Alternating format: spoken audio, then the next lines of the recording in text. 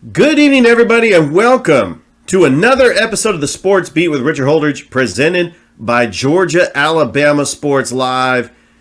I know it's been a month since I've done a Facebook Live show or a YouTube Live show, but I am back. We have a jam-packed show. I hope everybody had a great Christmas. We've got a lot to talk about. So I haven't been doing my Facebook Live shows because I've been sick. I was getting over getting sick. I did some audio-only shows, and then I had what you would call the broadcaster's worst nightmare as I completely lost my voice for a week. I was still calling games because, hey, I got to call some games. But I had some audio-only shows last week, just getting my voice back, and so I'm back, and I'm excited about being here tonight, as I'm here to talk about NFL Week 16, as we had some Christmas games yesterday that didn't go the way as planned, especially for the Kansas City Chiefs and the San Francisco 49ers. The Atlanta Falcons get a big win over the Indianapolis Colts. They are still alive for the playoffs. And then Georgia getting ready to take on Florida State in the Orange Bowl later this Saturday down in Miami. There's so much to talk about. We even got all the local stuff that I'm going to cover later on in the show, to include the Border Wars, which is happening tomorrow on the campus of Glenwood. We got the LaGrange Toyota Classic that's up in LaGrange, and there's a lot of talented teams in that as well. Columbus State Cougars and Lady Cougars will be in action this weekend. And you also have the River Dragons taking on the Carolina Thunderbirds for a 3-game series. So let's get this show started. I am not going to waste any more time, and I am going to talk about that game last night between the San Francisco 49ers and the Baltimore Ravens. The two best teams with the best records going into NFL Week 16. The last time this happened was 1993, Week 18. This looked like it was a preview of the Super Bowl. And the big question that came out, because I was listening to Sports Talk Radio as a 49ers fan, I'm bummed out. They lose to Baltimore by a score of 33 to 19. And I was a little bummed out. I was listening to Sports Talk Radio shows, and, everybody everywhere, they say, oh, Brock Purdy's no longer the MVP, so that ship has sailed. I mean, I was selling my Brock Purdy MVP stock. I'm not going to sell my Brock Purdy stock just yet, because I still think that Brock Purdy is probably the best quarterback that Kyle Shanahan has had in a long time. But he is not a top 5 quarterback. Last week, I got on this show, and if you listen to my show, I do have audio-only podcasts on Apple Podcasts, Spotify, iHeartRadio, wherever you get your podcasts. That's neither here or there. But I said that Brock Purdy was a top 5 quarterback. Well, I'm backpedaling just a little bit. I'm taking that back. Look, he was in a situation where he was facing the number 1 defense in the NFL.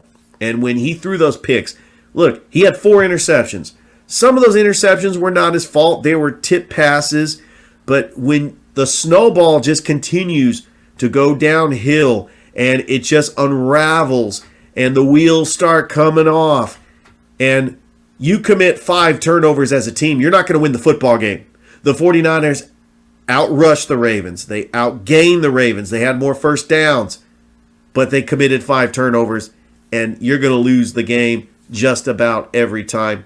Yes, Brock Purdy had a bad game. Probably his worst game in his NFL career. But I think he's going to bounce back. I think that the 49ers still have everything in front of them. They beat the Commanders in Week 17 and they beat the Rams. They will be the number 1 seed and they will have home field advantage throughout the playoffs. I still think the San Francisco 49ers are a good team, but Trent Williams is so valuable. When he left that game, you saw that Ravens defensive line led by Jadeveon Clowney, and then Patrick Queen, Roquan Smith. I mean, how big has Roquan Smith been for this Ravens defense? It was just too much to overcome.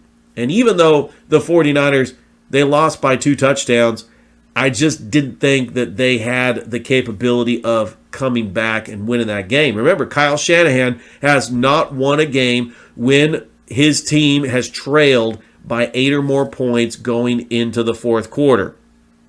With that being said, Brock Purdy becomes only the third 49ers quarterback to pass for 4,000 yards. And if there's anybody on the 49ers that I would give my MVP vote to is Christian McCaffrey. He still had a great game. It's just that Brock Purdy was overwhelmed. That first interception, that was on him.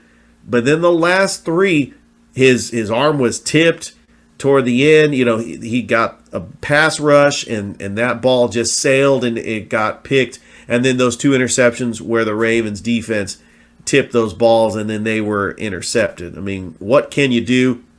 The 49ers were down 13-5. Hats off to the 49ers defense for keeping the Ravens out of the end zone. But let's talk about Lamar Jackson. Lamar Jackson was the best player on the team, on the field, for the Baltimore Ravens. And he is the true MVP. The Baltimore Ravens right now, they have the best record in the NFL, and I think that the Ravens are now the favorites to win the Super Bowl. Now, if these two teams meet in the Super Bowl, I think the 49ers will play a lot better. I highly doubt they're going to commit 5 turnovers, but they're going to have to run the football with Christian McCaffrey. They were able to move the football in that Ravens defense. So that is one thing. Brock Purdy cannot make those mistakes. That first drive when the 49ers were just marching down the field, he throws that ill-advised interception to Kyle Hamilton, one of the best safeties in the league. You cannot make that mistake. You pretty much just cost your team 7 points against the number 1 defense in the league. 33-19, the 49ers fall to 11-4. But Lamar Jackson had 2 touchdowns, 252 yards. This quarterback is playing on fumes. I mean, the starting running back was out. He's got a rookie wide receiver, Zay Flowers. He's got a retread in Odell Beckham Jr. Mark Andrews, his tight end, was out, and yet he still is the best player on the field. And even when the 49ers had a pass rush, he would just roll to the left and then throw the ball with ease. He is a passing quarterback, and the 49ers did a good job containing him, except with that last run all the way to get them into field goal range to end the first half. And I seriously thought this was a close game. Halftime, 16-12. The 49ers got the ball to start the second half. But Brock Purdy goes 3 and out. Ravens get a touchdown. Purdy with the interception. Ravens get another touchdown. 2 touchdowns in 18 seconds. And the 49ers could not overcome that. So in a blink of an eye, the Baltimore Ravens jumped out to a 30-12 lead, and they scored on 7 straight possessions. That's why they won the game. The Baltimore Ravens can clinch home field advantage next week when they beat the Miami Dolphins, which they will. They're going to win out. They're going to be the number 1 seed. I know that I was thinking that the Chiefs could win out and possibly get the number 1 seed if the Ravens did lose to the 49ers. I think the Baltimore Ravens feel that they were disrespected. They were a 6-point underdog going into this game. And they made a statement by punching the 49ers in the mouth. And then now we'll see. You got Trent Williams that's banged up.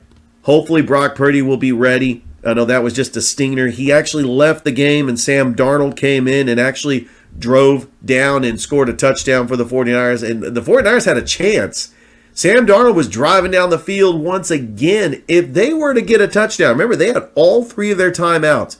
If they end the 2-minute warning, the Ravens defense kept him out of the end zone. They got that interception, but if the Ravens allowed a touchdown there right before the 2-minute warning, all the pressure would be on the Ravens to try to ice the game because the 49ers were about to go down and make it a 1-score game. I know, I talked the first 10 minutes talking about that Monday Night Football game on Christmas. It really was a great Christmas lineup. Before that, you had the Eagles beating the Giants 33-25. It's safe to say that the Tommy DeVito era is officially over in New York. I know it was fun. I mean, you had this up-and-coming undrafted free agent in Tommy DeVito playing well, but he did not play well against the Philadelphia Eagles. In fact, the Eagles jumped out to that 20-3 lead.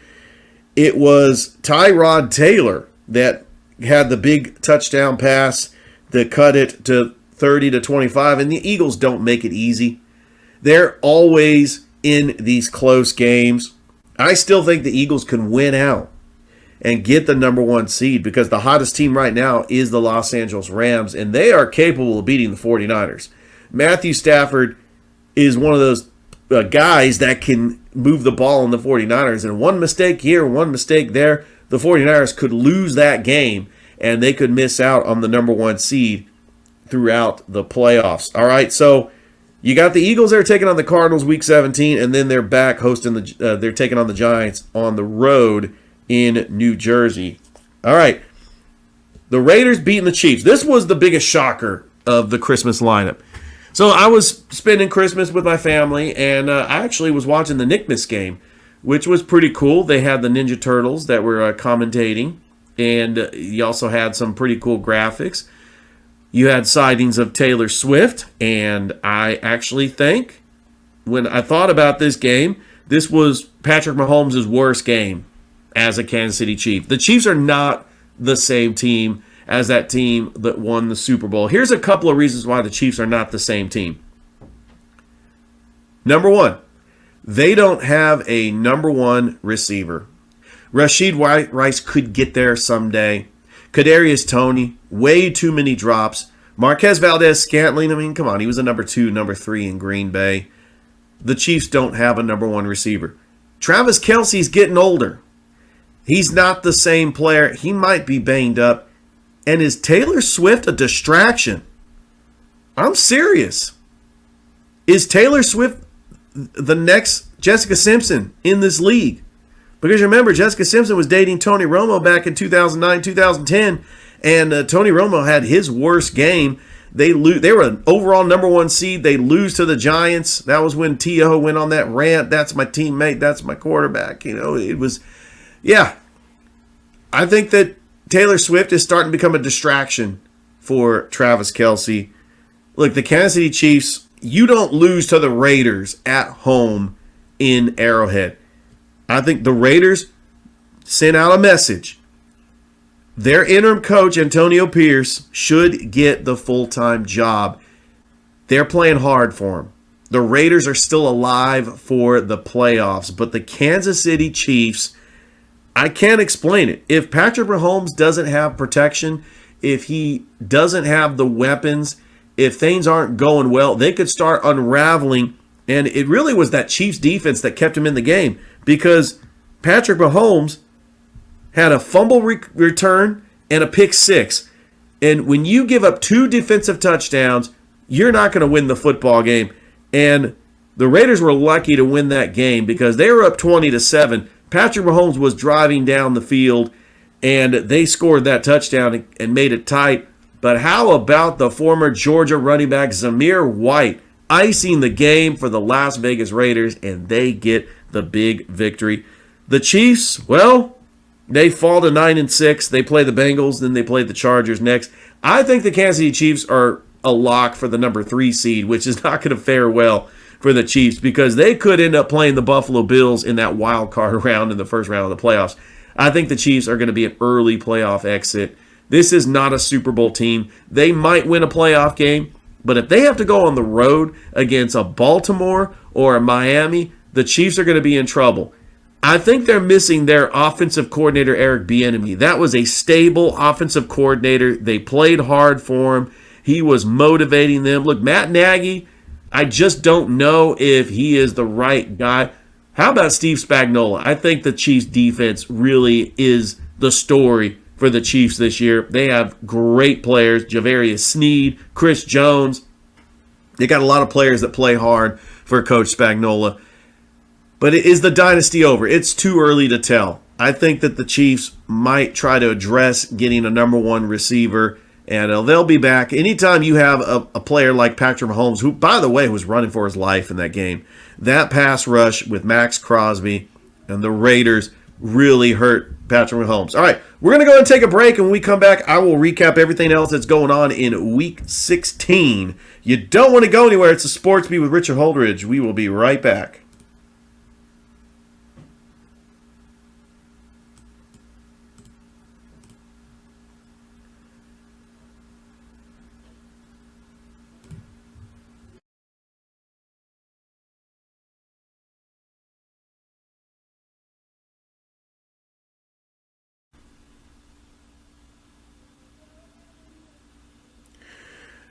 Welcome back to the Sports Beat with Richard Holdridge, presented by Georgia Alabama Sports Live. Let's talk about the other games that happened over Week 16. First of all, I hope you enjoyed your holiday break. It was just a great slate of games. Games with playoff implications. Let's start with Saturday night.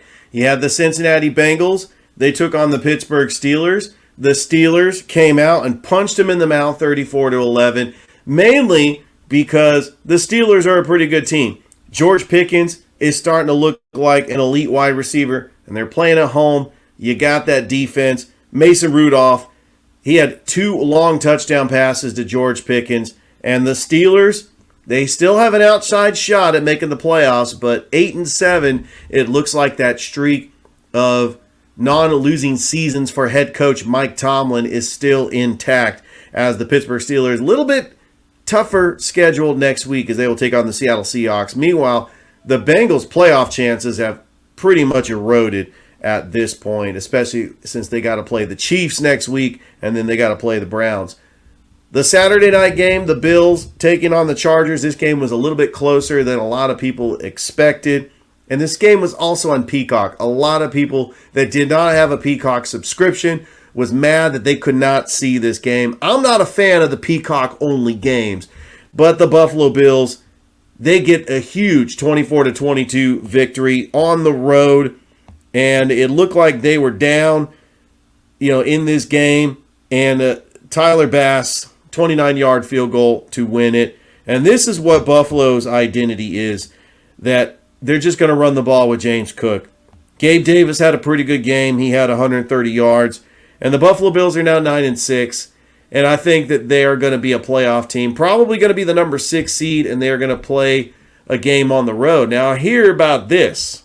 Check this out. If they win out, I'm talking if they beat Miami Week 18, they could win the division and host a home playoff game. So that is still on the table. But let's see what the Buffalo Bills do next week. They're taking on the New England Patriots, and then they will take on those Miami Dolphins Week 18. And let's see what the Dolphins do against the Baltimore Ravens next week.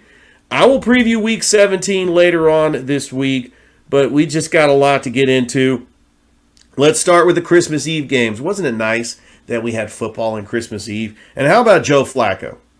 He has got to be comeback player of the year for the Cleveland Browns. They get a decisive 36-22 victory over the Houston Texans. The Cleveland Browns are 10-5.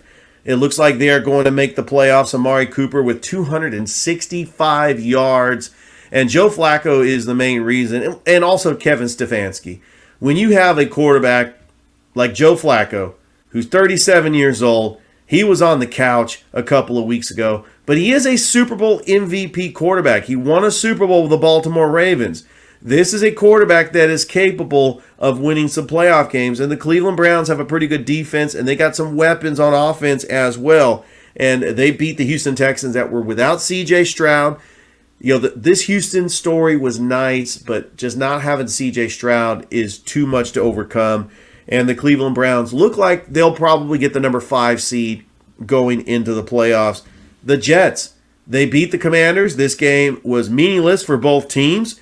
They get a big win on the road. It was a comeback win for the New York Jets. As the Commanders did have the 28-27 lead, Jacoby Brissett needs to win the starting job for the Commanders. The Jets went up 20-0, and their season is over. They have been eliminated from the playoffs. Seahawks, a comeback win over the Tennessee Titans. The Titans are just lifeless without Ryan Tannehill. Will Levis is not the answer at quarterback.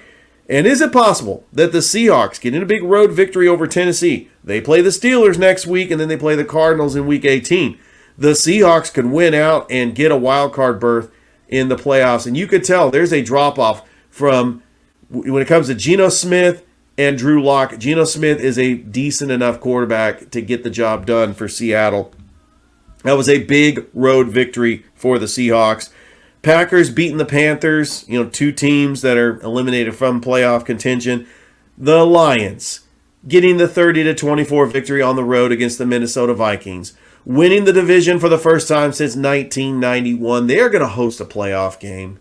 How about the city of Detroit? If you're a Detroit Lions fan, it has got to be great for you and your team to get a huge victory and wrap up the division. The Lions are having a special season. I don't know how they're going to fare in the playoffs. And they could end up playing the Rams in the first round of the playoffs. That is a matchup nightmare for the Detroit Lions. I just don't like that matchup. The Buccaneers, I think they're going to win the NFC South, getting the 30-12 victory over the Jacksonville Jaguars. And another story who could be considered comeback player of the year is Baker Mayfield. What Baker Mayfield has done for the Tampa Bay Buccaneers has been absolutely fascinating, and he could lead the Buccaneers to the playoffs. Finally, you've got the Chicago Bears. They beat the Arizona Cardinals 27-16. I think that they're just going to continue having Justin Fields as their quarterback. I think that with some weapons, the Bears have good defensive pieces. I still think they could beat the Falcons in Week 17. They could win out, and even though they are eliminated from the playoffs, they do have the number 1 draft pick, and so the future is bright for Chicago. But is Justin Fields going to be the quarterback? And then you have the Dolphins beating the Cowboys. The Cowboys just can't win on the road against teams with a winning record.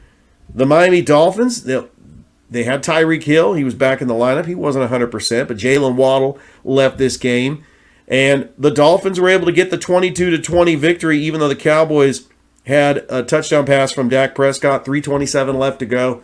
But the Dolphins were able to march all the way to the length of the field and kick the game-winning field goal. Jason Sanders, when time expired. The Miami Dolphins still in play for the number 1 seed in the AFC. Looks like the Cowboys are going to get the number 5 seed, and they're going to go on the road in the playoffs. But all the talks about Dak Prescott being MVP, it's been put to rest. The Cowboys are just not the same team when Dallas is on the road, and Tyron Smith didn't play in this game. So when Dak Prescott does not have his left tackle and Dak Prescott has to get in a shootout, it is a different story. He's got to have his offensive line intact. He's got to have a running game, and he's also got to have a lead for him to be successful. Yeah, the Cowboys lose that game. The Sunday night game, the New England Patriots beat the Denver Broncos. The Broncos' playoff chances are starting to slip from their fingers. And the New England Patriots, they're still playing hard, but getting that top 5 draft pick, I still think they're going to pick a quarterback in next year's NFL draft. Maybe Bill Belichick stays with the Patriots because they're playing hard for him. They're not going to give up, and they're going to play hard. And let's talk about the local team here in Georgia, the Atlanta Falcons, that played a perfect game. They really did. This was a flawless game. This is what Falcons fans were hoping for all season long. They beat the Indianapolis Colts 29-10, and the key is Taylor Heinicke did not make the big mistake. Yeah, Taylor Heinicke's limited, but the Atlanta Falcons did what they were supposed to do, and it just goes to show Desmond Ridder was losing football games for the Falcons. There were 4 games in there that they lost because of Desmond Ridder, and Taylor Heinicke had a good game. He passed for 229 yards and a touchdown. Bijan Robinson needs to be utilized more. He is your bell cow back. You got to utilize him more, although I do like Tyler Algier in the run game as well. But the defense has really been the story for the Atlanta Falcons. Jesse Bates is going to be an all-pro, and I like Caden Ellis. He is the leading tackler. And they did have some pieces that have been injured, like Grady Jarrett's been out for the season. But you got some good pieces, and this team has got talent. You just got to figure out the quarterback situation. Can Taylor Heinicke be the starter? No, I think he's more of a backup. But it was a good win for Taylor Heinicke to win in front of the home crowd. He played football at Collins Hill, won a state championship. And for him to get in there and get the win, and it was a win where the Falcons felt comfortable. And, I was a little optimistic. Jonathan Taylor was back in the lineup for Indy. They go down and they score that touchdown first. Gardner Minshew is a pretty good backup quarterback. I predicted that the Colts were going to beat the Falcons because they were 8-6 and they were looking like a playoff team. But losing this game, it really diminishes their playoff chances. They play the Raiders next week. The Raiders are fighting for their playoff lives, and then they take on the Houston Texans. Who knows if C.J. Stroud is back for that game. Well, that is NFL Week 17. And I know that that was a lot to cover. You know, when I do these shows and I don't have guests and I go an hour long on WQEE, what I'm going to do is I'm going to sign off on Facebook Live and YouTube. And then the remainder of the show is going to be audio only for the radio audience. But I appreciate everybody being just patient with me and finally doing a show. I mean, some of the other stuff that we got to talk about, you know, before I close this show, we got to talk about Border Wars. Oh, yeah, it's coming up tomorrow. Border Wars on the campus of Glenwood. Here are some of the brackets. Starting at 9 o'clock in the morning, we got the Lee Scott girls taking on Autauga Academy. You got the Lee Scott boys taking on Deerfield Windsor, a private school out of Albany, Georgia. And then the Calvary Christian Knights, they are hosting Autauga Academy on the boys' side. That should probably tip off about 1:30. You can catch that game on Georgia Alabama Sports Live. So we have a quadruple header tomorrow on Georgia Alabama Sports Live as part of the Border Wars. We will be live streaming that Calvary Autauga Academy game that will start around 1:30, depending on that game at 12, whether it ends between Lee Scott and Deerfield. And then we got the Glenwood girls taking on Southland Academy out of Americus, Georgia, followed by the Glenwood boys taking on Abbeville Christian Academy. And then wrapping off the quadruple header on Georgia Alabama Sports Live, we have the Calvary Christian Lady Knights taking on Edgewood Academy up in Edenton, Georgia. That's way up in northeast Georgia. You also have Edgewood taking on Southland, but we are not going to be live streaming that game. And then when you're looking at the bracket, you know, we got some teams that could face each other off. We might have about 3 games on Thursday, and then the championship game for the Border Wars is going to be Friday. So it's a new format for the Glenwood Border Wars, and it should be a lot of fun. Now, up in LaGrange, we got the LaGrange Toyota Classic. We got some local teams in the Tri-City area that's going to be playing in this. Here's the schedule for the LaGrange Toyota Classic starting December the 28th. So this is going to be on Thursday. It's going to be a 2-day event. It's going to be Thursday and Friday. You got Noonan taking on Lovejoy at 11 o'clock. You got the Hardaway Hawks taking on the Chiefs from McIntosh at 12:30. At 2, you got the Opelika Bulldogs taking on Woodland of Stockbridge. At 3:30, you got Northgate out of Noonan taking on Northeast out of Macon. And then at 5 o'clock, you have Terrell taking on Carver of Columbus. And then Springwood out of Lynette. That is the AISA school over in Lynette, Alabama. At 6:30, taking on Lithia Springs. And then to wrap everything up on Thursday night, you got the home team, the LaGrange Grangers, taking on Best Academy. Now on Friday, you got Northeast of Macon at 11 o'clock taking on Noonan. Then at 12:30, you got Lovejoy taking on Opelika. Then at 2, you have Woodland Stockbridge taking on Hardaway. Then you have New Manchester taking on Northgate. The Carver Tigers at 5 o'clock taking on Lithia Springs. McIntosh is taking on Springwood at 6:30. And finally, wrapping it up, the LaGrange Grangers taking on Terrell.